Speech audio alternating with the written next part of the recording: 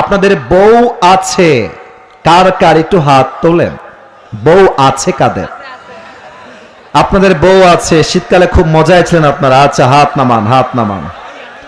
এবার যারা অভাগা, হতভাগা, কপালে কিছু নাই, বউ নাই, তারা হাত তোলো। সিঙ্গেল কারা? ইন্না লিল্লাহ। আপনাদের কারো বউ নাই? সত্যি সত্যি?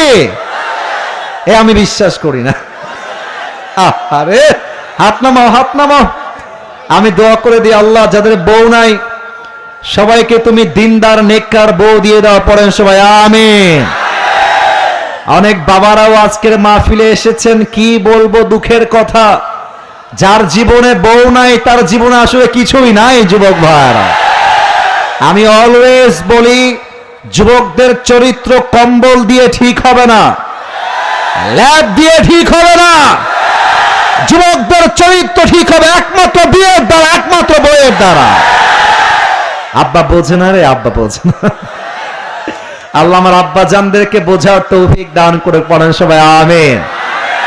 তবে আমি তোমাদেরকে বাবাদের পক্ষ নিয়ে ছোট্ট একটা কথা বলতে চাই। আমার যুবক ভাইরা, আব্বা চায় মাঝে মাঝে যে আমার ছেলে বিয়ে করে হালাল জীবন যাপন করুক। তবে অনেক মেয়েরা আজকের মাহফিলে এসেছেন, উইথ ডিউ রেসপেক্ট আমি আবারও বলছি, I don't measure everyone equally. আমি সব মেয়েকে এক পাল্লায় মাপি না। তবে আমার বাম হাত দেখবেন, কথা ইঙ্গিতে বলবো, বুঝে নেওয়ার ট্রাই করবেন।